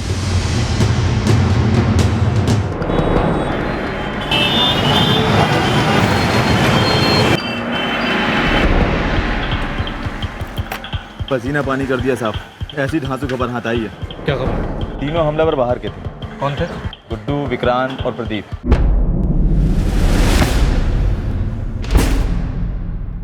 पक्की खबर? एक गाड़ी का कोई हेरफेर हुआ था सर जी। अब गाड़ी कौन सी थी, क्या बात थी, ये पता नहीं, लेकिन एक पक्की खबर है कि गाड़ी में मर्डर का कनेक्शन था, और गाड़ी का गुड्डू से कनेक्शन था, और गुड्डू का पिछले महीने विक्रांत और प्रदीप से कनेक्शन हुआ था। आप तो सर जी आज मत फोन लगाओ, मऊ फोन लगाओ। इंस्पेक्टर राजीव? सॉरी सर, आप रिटायर्ड कांस्टेबल मुस्तकीम अहमद से मिल लीजिए। अल्लाहु अकबर,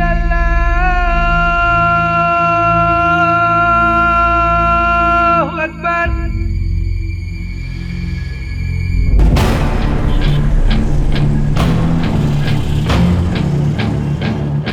बहुत से गुड्डू, आजमगढ़ से प्रदीप और विक्रांत, तीनों हिस्ट्री शीटर। इनके खिलाफ बहुत सारे केस दर्ज है सर। और ये कब तक हमारी पकड़ में होंगे? इंस्पेक्टर राजीव को भनक लगे बिना इन लोगों को दबोचना होगा सर।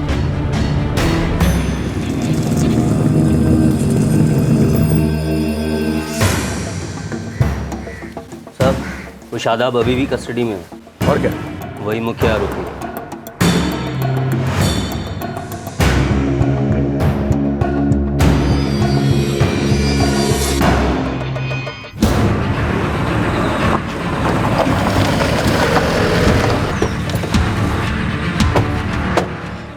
सलाम सर। सलाम मुस्तकिम। अच्छा क्या सर, शादाब को हिरासत में रहने दो, लेकिन राजू साहब को इसका अंदाजा भी न लगने दो। मुस्तकिम, जरा इस इंस्पेक्टर राजीव कुमार का सारा कच्चा चिट्ठा तो खोलो। ऊपर तक पकड़े साहब, आप मिले होंगे तो बताया होगा। 2004 में पुलिस फोर्स में भर्ती, फिर झटके से तरक्की।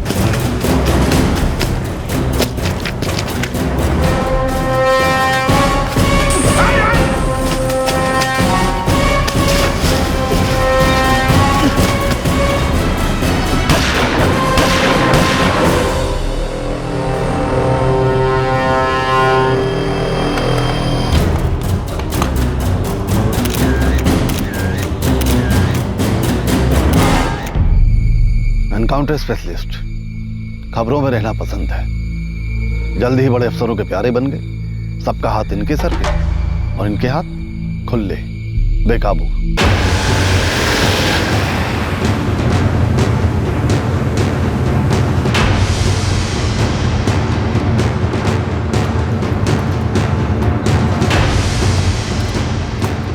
ये 5 सिम कार्ड, 1 हफ्ते से ज्यादा इस्तेमाल मत करना। ठीक है सर। चलो रे।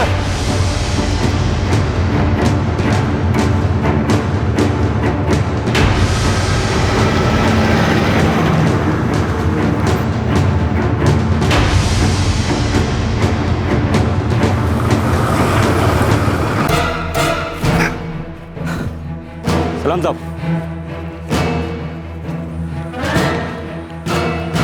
कितनी लकड़ी है? कोई 2-3 टन। मैं खूब समझा। आपको तो पता है अपना रोज का काम है। आपसे झूठ बोल के किधर जाएंगे? चाहो तो चेक कर लो। जा बबलू, ट्रक चेक पोस्ट के पार करवा दो। जी साहब। आओ।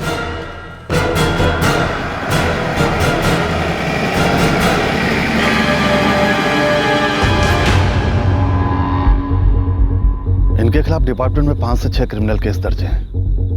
लकड़ी की तस्करी, नक्सल को बढ़ावा, अपहरण, जबरन वसूली, लेकिन आज तक कोई भी तहकीकात आगे नहीं बढ़ पाई। और राजीव साहब बेदागी रहते हैं। बड़े लोगों का आशीर्वाद है सर। अब आपने कदम आगे बढ़ाया तो जरा ध्यान से। अगर राजीव साहब को इसकी जरा भी भनक लग गई तो वो सारे सबूत साफ करवा देंगे। मुस्तकिम, आपको जरा सा भी अंदाजा है कि इंस्पेक्टर राजीव कुमार का नवाब मर्डर केस से क्या लेना देना हो सकता है? नहीं सर, इस बारे में तो कुछ पता नहीं, लेकिन आफरीन से इनका रिश्ता था ये पता है।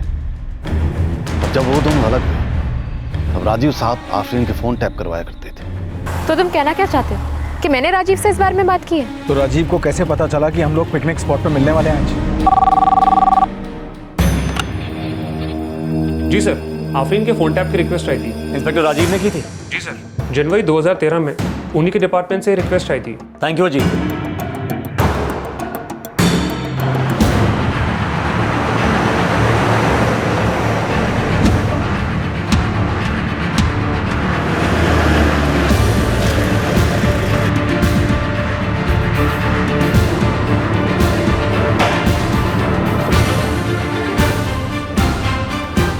उसे कानो कान खबर नहीं लगनी चाहिए। जो भी करना है चुपचाप करो और अपनी इंफॉर्मेशन कम से कम लोगों के साथ शेयर करो। सर, हम पूरी सावधानी बरतेंगे। सर, यह भी मुमकिन है कि नवाब के कत्ल के पीछे राजीव कुमार का ही हाथ हो। फिर भी हमारे पास कोई पुख्ता सबूत नहीं है जहां आफरीन का फोन टैप करवाना और शादाब का उसके ऊपर इल्जाम लगाना ये काफी नहीं होगा। ये दलील नहीं चलेगी। और एक बात, राजीव के ऊपर तभी हाथ डालना जब उसके खिलाफ तुम्हारे पास काफी सबूत हो, क्योंकि उसकी बहुत से पुलिस वालों के साथ साठगांठ है और आज तक वो सिर्फ सबूतों की कमी की वजह से बचता आ रहा है। सर, हमें लगता है कि तीनों सस्पेक्टेड असेलेंट्स के साथ भी राजीव कुमार के लिंक है, लेकिन उस एंगल में थोड़ा और काम करना जरूरी है। ठीक है, go ahead. Thank you sir.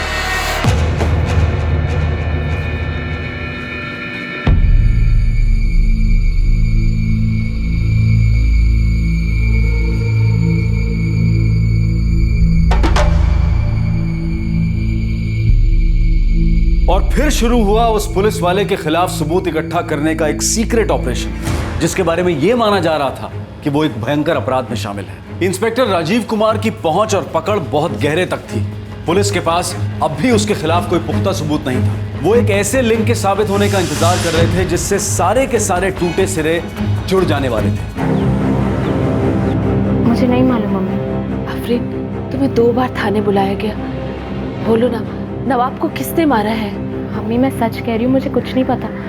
मुझे वहाँ बस कुछ सवालात करने के लिए बुलाया था, इसके अलावा मुझे कुछ नहीं पता अम्मी।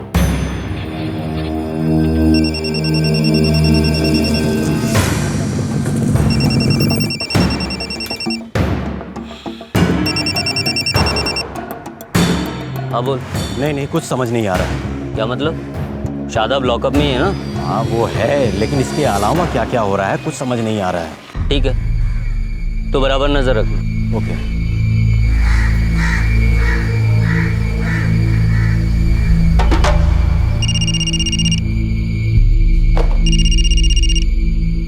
हाँ बबलू बोल। सर ज्यादा हलचल तो नहीं है? कोई और हलचल तो नहीं हो रही? सर ऐसा लगता तो नहीं है। और गाड़ी? सर ऐसा करो, एक दफे ना आप खुद ही बात कर लो।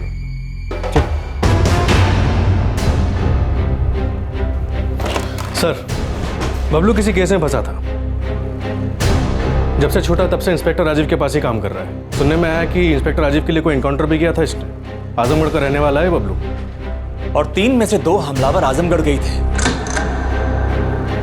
मनोज, कहीं साजिश का तार यहीं से तो नहीं जुड़ा? सर, इंस्पेक्टर राजीव और बबलू की बातचीत के दौरान एक गाड़ी का जिक्र हुआ था।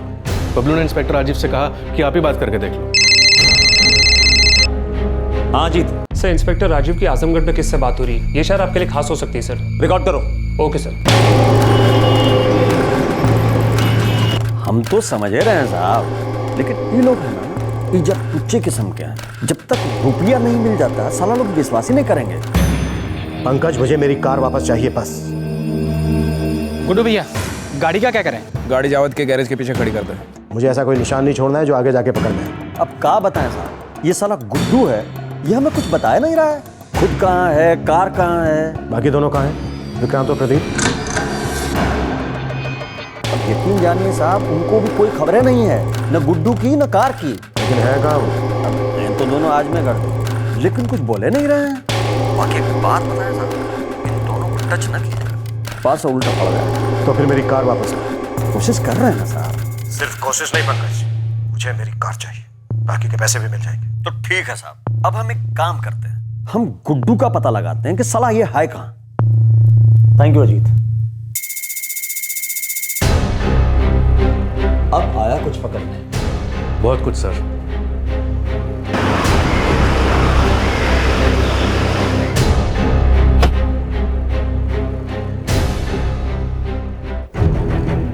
सर ये है बबलू के फोन रिकॉर्ड्स।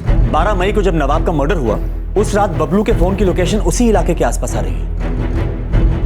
सर, हमें आजमगढ़ में प्रदीप और विक्रांत पे नजर रखनी होगी। और सर ये है इंस्पेक्टर राजीव कुमार और आजमगढ़ के एक कैदी पंकज साहू के बीच हुई बातचीत की रिकॉर्डिंग। ग्रेट। किसी और टीम को भेजो प्रदीप और विक्रांत को गिरफ्तार करने के लिए। एक लूट के केस में सस्पेक्ट बना के, लेकिन किसी को पता नहीं लगना चाहिए कि उन्हें किस लिए उठाया जा रहा है। बबलू पर नजर रखो और उसे किसी दूसरी टीम से उठवाओ, लेकिन याद रहे बबलू को राजीव के घर से नहीं उठाना। इन सब लोगों के बयान लो और राजीव को भनक भी नहीं लगनी चाहिए कि इन लोगों को इसी केस के सिलसिले में उठाया गया है। ये सब हो जाने के बाद हम राजीव को घेरेंगे। जी सर।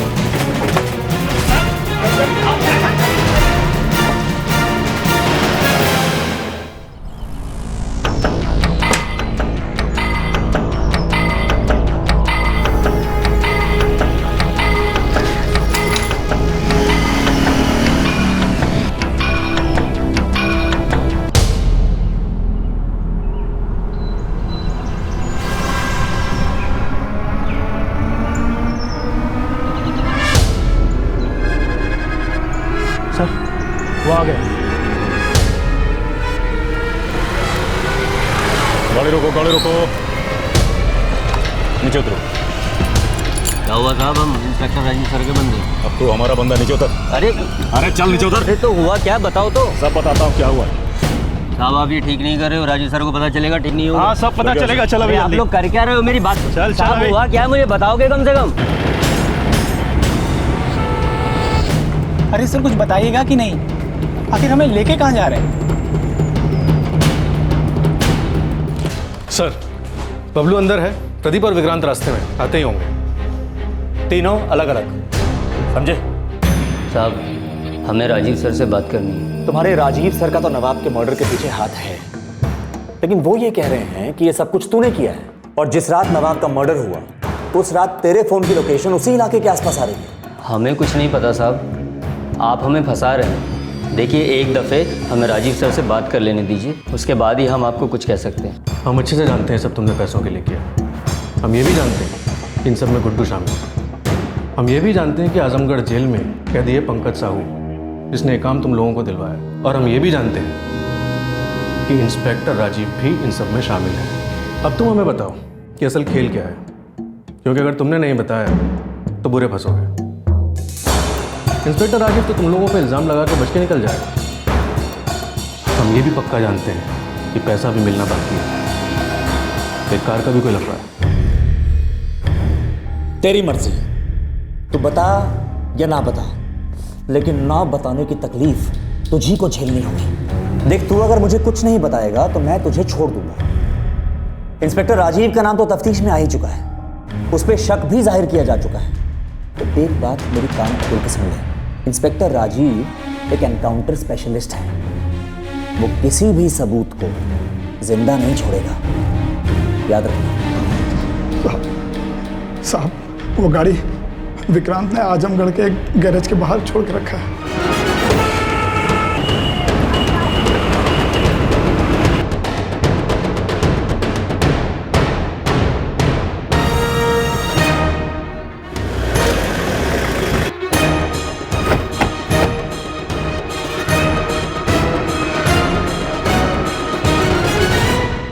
गाड़ी में तो वो गन नहीं मिली जिससे नवाब को मारा गया।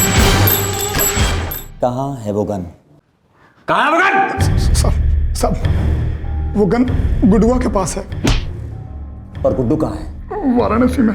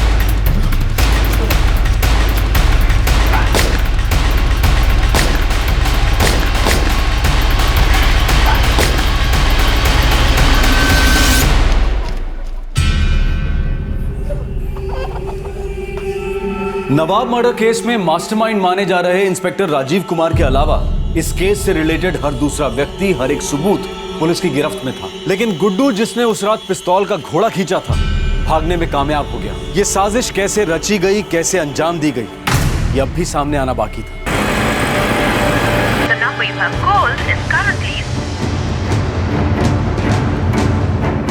बबलू का कुछ मालूम है? नहीं साहब।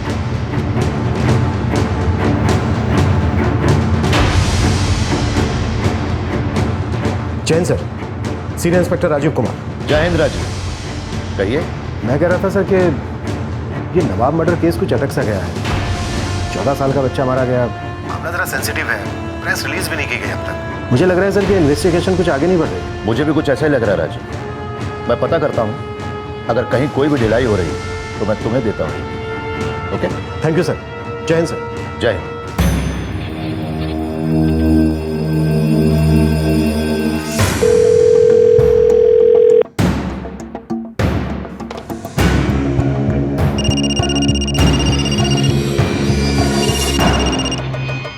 फोन क्यों नहीं उठाया बे? सॉरी साहब, अंदर फोन नहीं उठा सकता था। चल खबर बोल।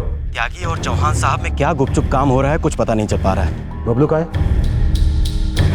मालूम नहीं है साहब। शायद आपका स्टडी में है। कल तक तो था साहब, लेकिन आज पता नहीं है। पता नहीं मतलब? अब उसे कहाँ ले गए हैं, क्या कर रहे हैं उसके साथ, मालूम नहीं है साहब। ये क्या खिचड़ी पकड़ी है बे? कुछ मालूम नहीं है साहब। इस साले पर पता कर। सुन के पता लगा कि ये चौहान और त्यागी नाम के दोनों रसोई ये कौन सा मसाला डाल रहे हैं। मैं पता करता हूँ, जैसे कुछ पता चलता है मैं आपको फोन करता हूँ। अब सारा का सारा ब्यौरा विस्तार से बता, लेकिन एक बात याद रखना, तो जितना ज्यादा बताएगा उतना कम फंसेगा, और जितना कम बताएगा उतना ही ज्यादा फंसेगा। साहब, राजीव साहब तो आफरीन के किसी भी भाई को मारना चाहते थे। गुड्डू भैया, उसका कोई भी भाई मतलब? देखो भैया, हमें नहीं पता आफरीन के कितने भाई हैं। हमें तो लखनऊ में बुलाया है, वहीं बबलू मिलेगा, घर का पता बताएगा। हमें तो किसी भी भाई को ठोक देना है, बस इतनी सी बात है। अच्छा, ये बबलू और राजीव साहब का खास आदमी है ना? हाँ, 5 लाख बोला है, मिलेगा। 1.5 तुम्हारा, 2 हमारा।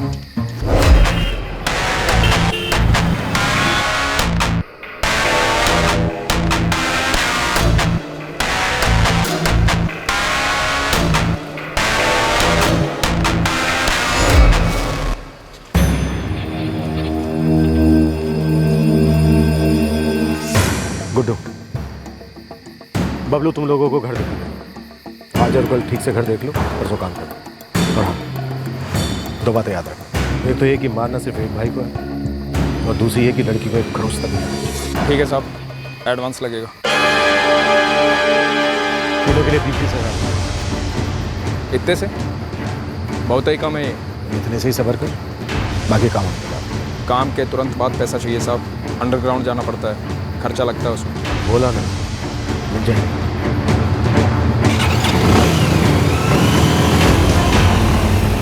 किसी भी भाई को मारने का काम था? जी साहब। तुझे और विक्रांत को इस काम में कौन लाया? गुड्डू? जी साहब। और गुड्डू को कौन लाया? पंकज भैया। गुडवा पंकज भैया के लिए काम करता है। राजीव साहब पंकज भैया से संपर्क किए थे साहब।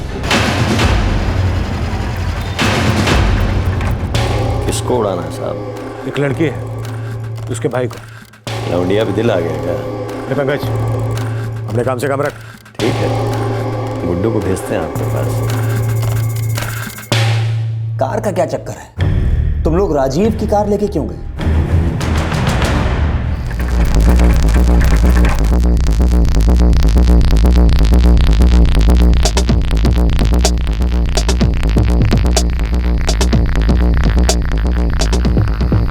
बात ठीक से समझ में आ गई ना तुम लोगों के भेजे में? ठीक है, लेकिन बाइक पे आना पड़ेगा। हाँ ठीक है, बाइक से आ जाना, लेकिन ध्यान रखना।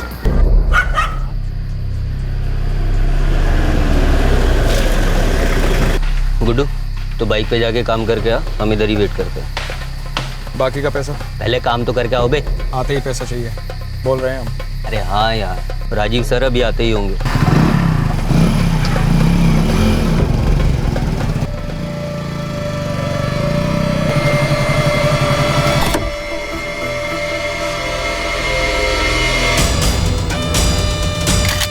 कौन है आप लोग? हाँ, क्या है ये सब? नवाब क्यों? गुडवा और विक्रांत तो बताया कि दूसरा भाई एकदम बच्चा था। वहां उस लड़के के अलावा दूसरा कोई आदमी ही नहीं था। साहब, उन्हें तो अंदाजा भी नहीं था कि वो उनका ममेरा भाई था। हमें बोला भी नहीं गया था कि उस घर में और भी 2 मर्द हैं। हमें तो तब पता चला जब वो दोनों हमारे पीछे दौड़ते दौड़ते आए।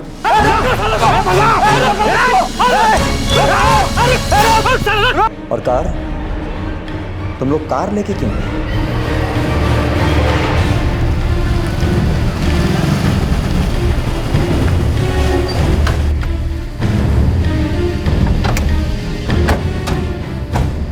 गुड्डू, हो गया? हो गया। मारा? 6 का 6 भीतर उतार दिया हम। पैसा? राजीव साहब ने बोला है कल मिल जाएगा। बोला था ना आते ही पैसा। अरे तो बोला ना पैसा मिल जाएगा, कि भागा थोड़ी ना जा रहा है। राजीव साहब ने बोला है कल मिल जाएगा, मतलब मिल जाएगा। बोल देना तेरे राजीव साहब को, जब पैसा मिलेगा तभी गाड़ी मिलेगी।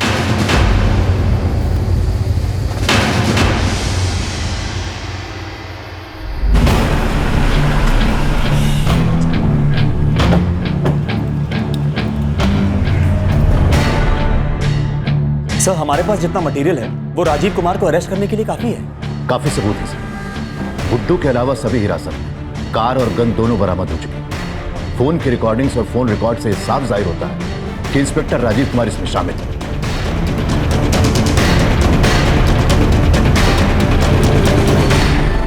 राजीव कुमार, डीआईजी यादव बोल रहे हैं। जैन सर।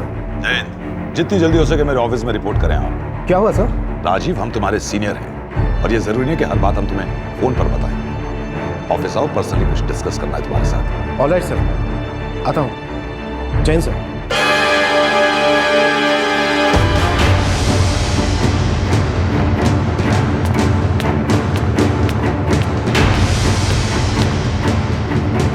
मैं कम इन सर? और राजपाल। सर, इंस्पेक्टर राजीव कुमार कहाँ है किसी को भी पता नहीं, और अपनी ऑफिशियल व्हीकल भी लेके नहीं गए। इसका फोन भी स्विच ऑफ है। जी सर, अभी भी स्विच ऑफ। सर, लगता है राजीव कुमार को भनक लग गई है कि उन्हें यहाँ क्यों बुलाया जा रहा है।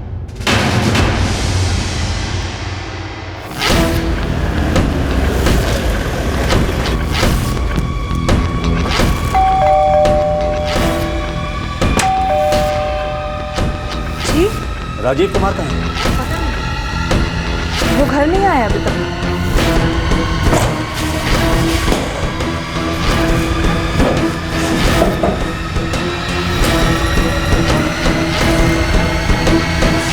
क्या लगता है आपको, कहाँ गए होंगे आपके पति? देखिए, मुझे सच में कुछ भी पता नहीं है। वो मुझे कभी बता के जाते ही नहीं थे कि वो कहाँ जाने वाले हैं और कब तक आएंगे। मनोज, एक काम करो, इनके घर के सामने कांस्टेबल लगा दो। Yes sir. Sir, Rajiv Kumar का एक भाई है प्रकाश कुमार, चाहे तो वही मिल जाए।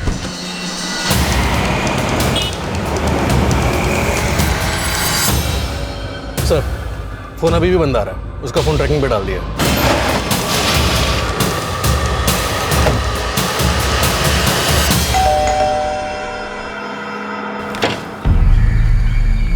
जी प्रकाश कुमार। जी कहिए। राजीव कुमार कहाँ है? वो तो ऑफिस में होंगे या फिर अपने घर पे। पर हमें लगता है कि वो यहाँ आया होगा। वो यहाँ तो नहीं आया सर।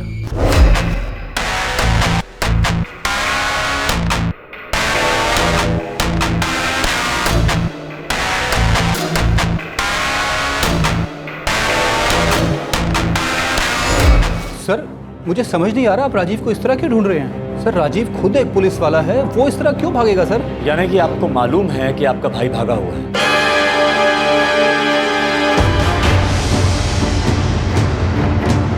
सर, राजीव कुमार यहाँ आया था, उसका मोबाइल और सिम कार्ड मिला। एक बार और, राजीव कुमार कहाँ है? मुझे कोई आइडिया नहीं है राजीव कहाँ है सर। सर, मुझे नहीं पता राजीव कहाँ है सर। सर, मैं सच बोल रहा हूँ सर। मनोज, इस घर के बाहर भी कांस्टेबल लगा दो। सर।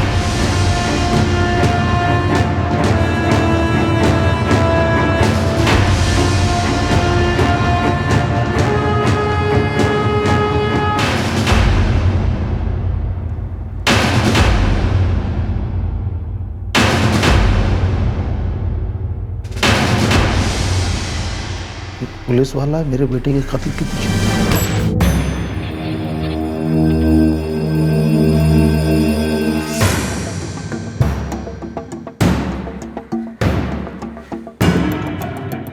आफरीन, तुम कुछ जानते हो इस बारे में?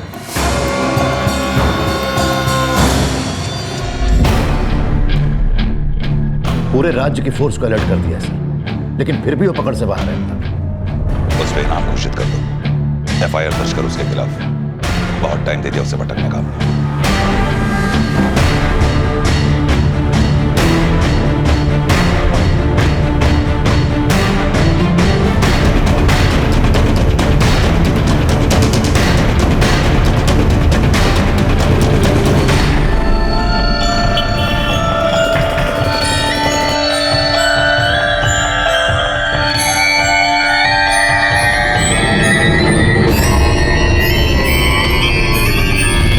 राजीव कुमार कहाँ है? हमें नहीं पता। झूठ बोल के कुछ मिलने वाला है? सच्ची बोल रहे हैं? 10,000 में हमारा क्या होने वाला है? और राजीव कुमार पकड़ा गए तो हम छूट जाएंगे जेल से। छुपा के हमें कुछ मिलने वाला नहीं।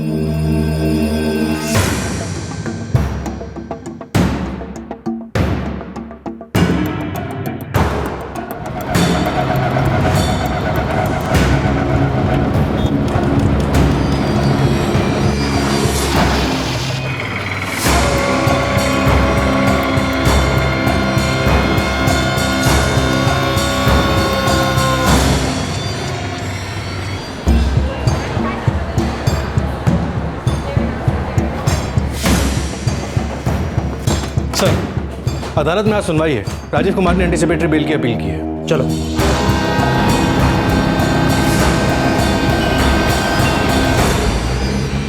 सर, ये साफ साफ वरिष्ठ पुलिस इंस्पेक्टर राजीव कुमार की छवि को खराब करने की साजिश है।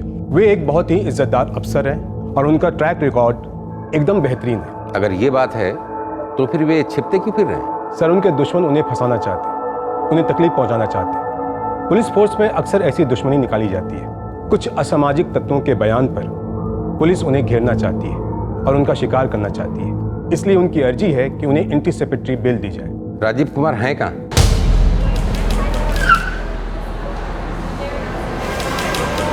सर, उन्होंने सरेंडर का वादा किया। ठीक है, उन्हें सरेंडर करने दिया जाए, फिर अदालत बेल पे बात करेगी। अभी उनकी बेल नामंजूर की जाती है।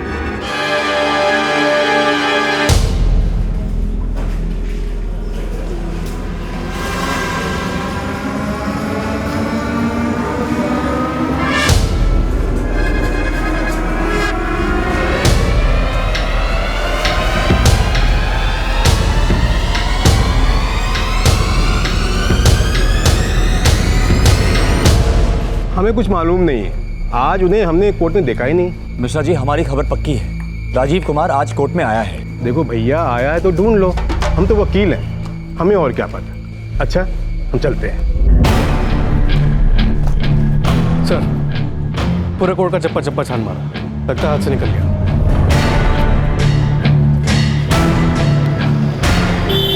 ओके सर, खबर पक्की है। हाईवे के पास रेस्टोरेंट में।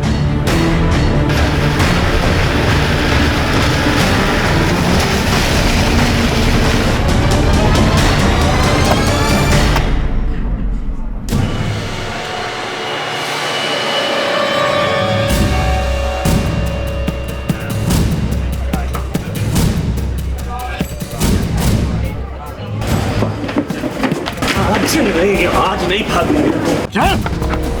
आज या तो तू मुंह खोलेगा या यही ठोक दूंगा तेरे को। अब बोल, राजीव कुमार कहाँ है? बोल। हमें क्या पता, हमारी तो उधारी है उनसे। हमें कहाँ कांटेक्ट करेगा वो, और करेगा भी तो हम हेल्प नहीं करने वाले उसकी।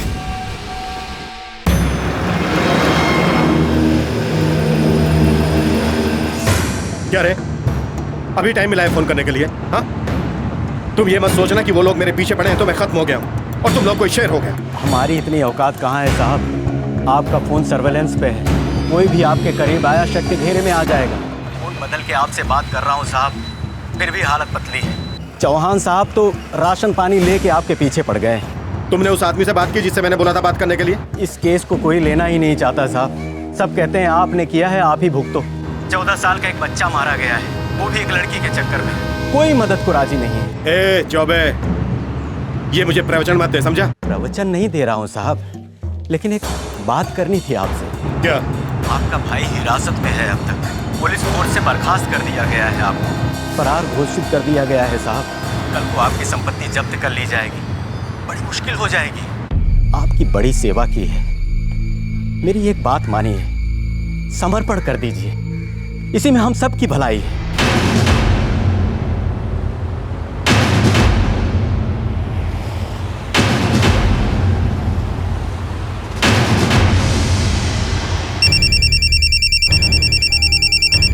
हेलो, क्या मिला तुझे ये सब करके? हाँ? अरे जिंदगी भर मेरे साथ खुश रहती और बस वो शादाब। बहुत हो तुम राजीव। मैं कभी सोच भी नहीं सकती थी कि तुम इतना गिर सकते हो कि मुझे वापस पाने के लिए, मुझसे बदला लेने के लिए तुम मेरे 14 साल के छोटे भाई को मार डालोगे। हो गई गलती, जो लड़के थे चूक गए। निहायत ही गिरे हुए इंसान होते। देखो आफरीन, मेरी मदद करो। उस वक्त नगमा मर्डर केस में मैं चाहता तो तुम्हें फंसा सकता था, पर मैंने तुम्हारी मदद की ना।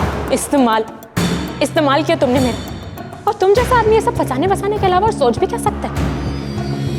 अब खुद फंस गए हो तुम, सड़ो अब नरक में।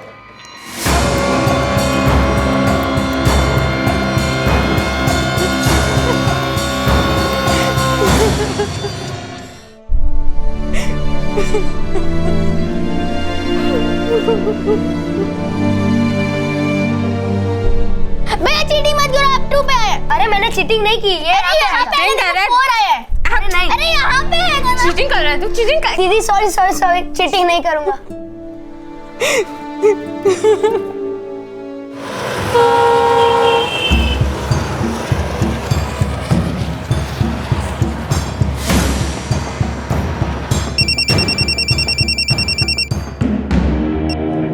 हेलो। जय हिंद sir, senior inspector Rajiv Kumar. Rajiv, अब तुम पुलिस में नहीं हो।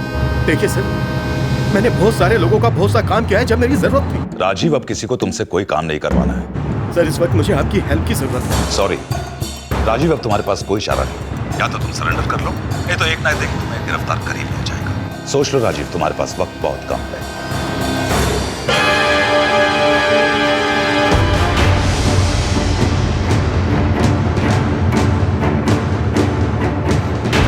सर, राजीव कुमार सरेंडर कर रहा है, वो हाईवे के पास ही है।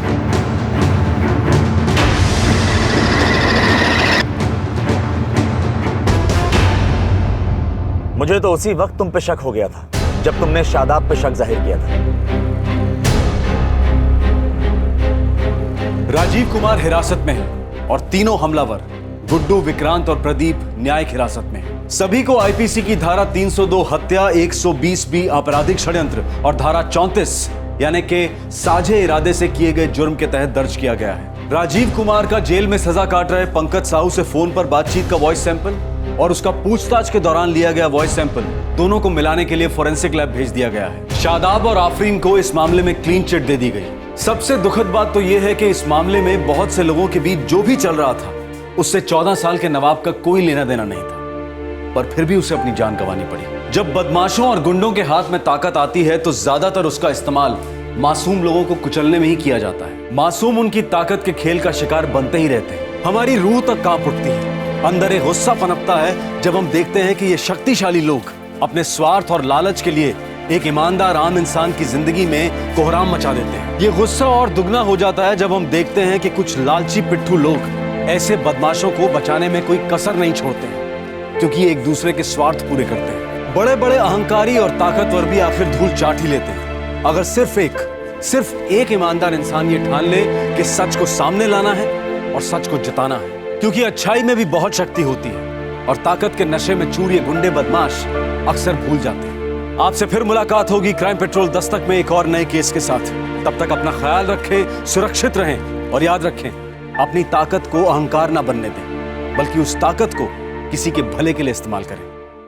क्राइम पेट्रोल के और भी दिलचस्प कहानी देखने के लिए हमारे चैनल को सब्सक्राइब करें और बेल आइकॉन दबाना न भूलें।